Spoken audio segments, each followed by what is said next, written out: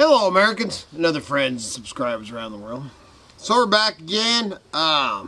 Today we're actually going to do a little, that lots of people ask me of, you know, about bug out and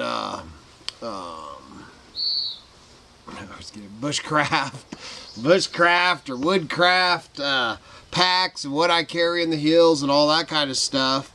And the one thing is, we're lucky enough to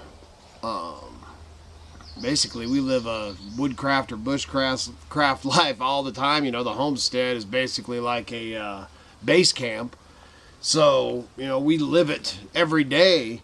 But there is things that we have. I do have, you know, like a bug out back, you know, our pack full of stuff, or my pack, you know, which has got, depending on what we're doing, you know, and I've showed that in mushroom hunting videos and stuff like that, the stuff we carry with us.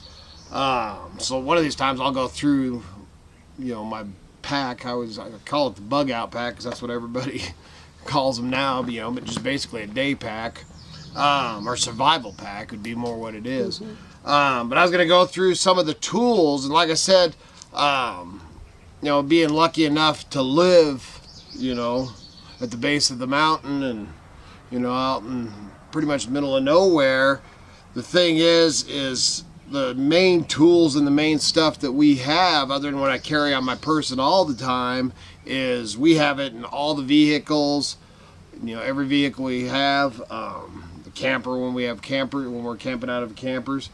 So, and we have multiples. So, but I'll go over the main ones that I always have right at hand. If not on me, then it's in the vehicle or in my pack. So I'm gonna go across, or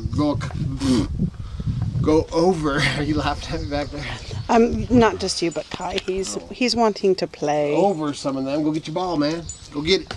So we'll go start doing that. So first I'll go over what I carry on my person at all times, no matter, man, in the flatlands or in the mountains.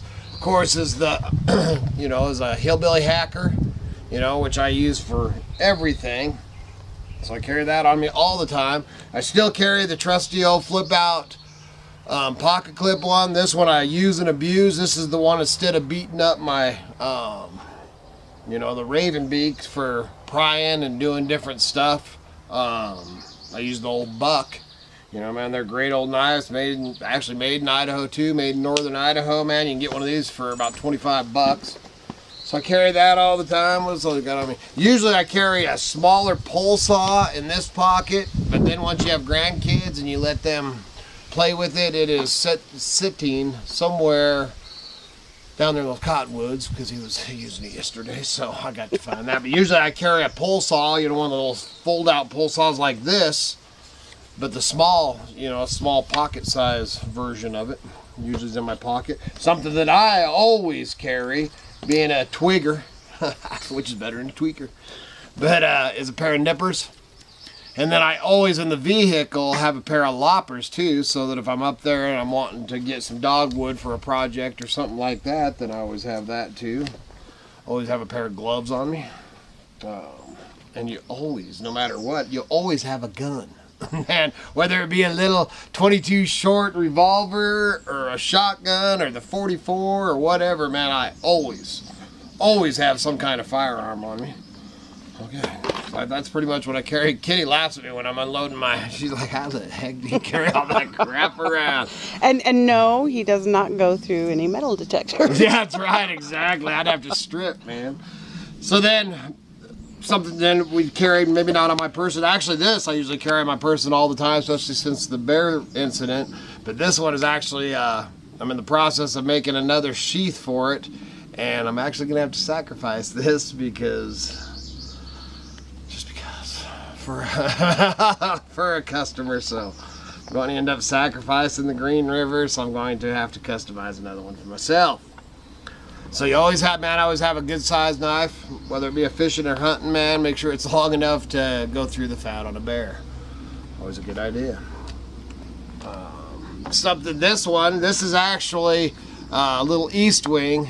What are you doing? Well, the sun has just came through the trees and is glaring right on the stump, and I can't see the stuff. Yeah. And then I'll show it back here. Okay. So this one here is actually my old East Wing, and I picked it up at a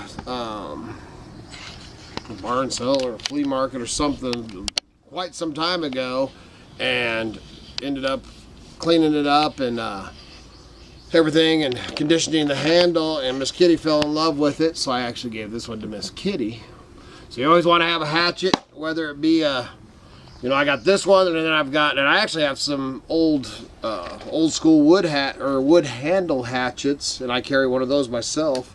But I have some of those on the Idaho Hillbilly on eBay right now.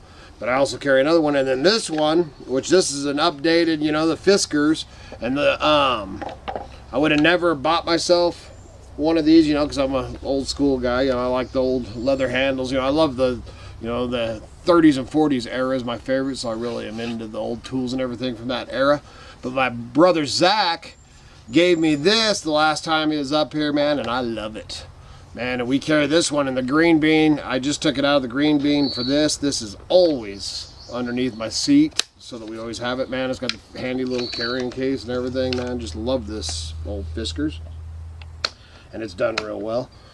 And like I said, Norland is I got a little Norland hatchet, wood-handled hatchet that I just absolutely love, that I keep for myself, and I picked it up for $5 or $10 at a flea market and redid the handles and everything. I could actually sell that one for probably $50 or $60, but it's mine. And this is one of my prized possessions. This one goes in my pack. It gets swapped along with like guns and everything, from whether we're in the van or we're in the green bean or whatever the heck we're in, or if we're packing up the mountain. This is always with me. And basically this one is a Vietnam era. This is actually a gift from Uncle Earl to me. It's a USMC, man, and what I call it's a woodsman's pal. Woodsman's pal. I used to have a couple of them. The woodsman's pal has the a handle guard or a finger guard that goes across like this, but it looks a lot like this, a little shorter and stuff. But this thing, man, I use this everything from wood shakes, man, to everything. This thing is, just look at that, man, amazing quality wood handle. I just love this thing. And one of these, it set you back about $350.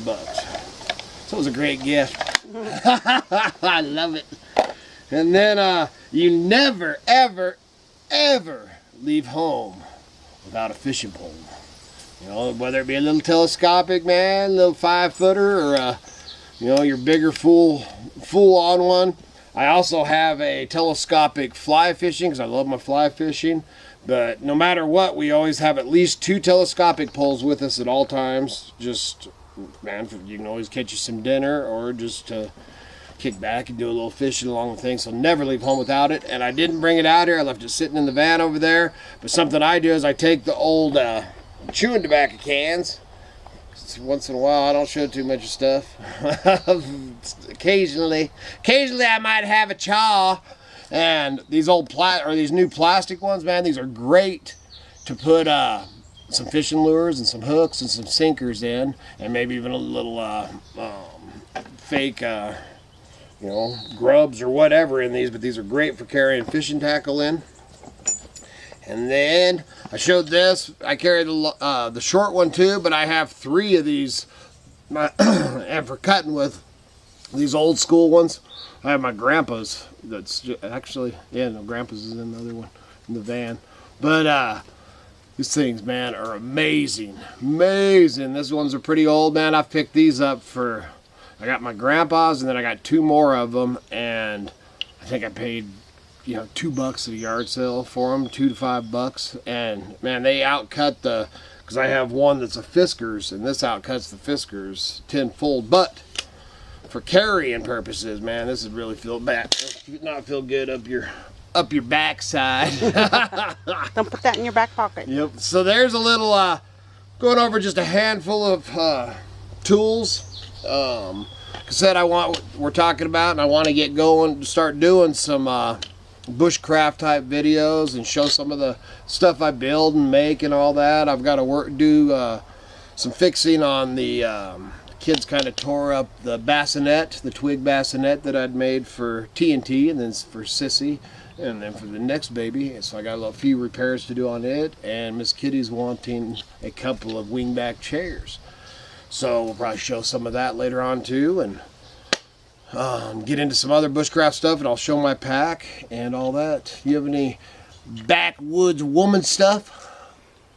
No. All right then.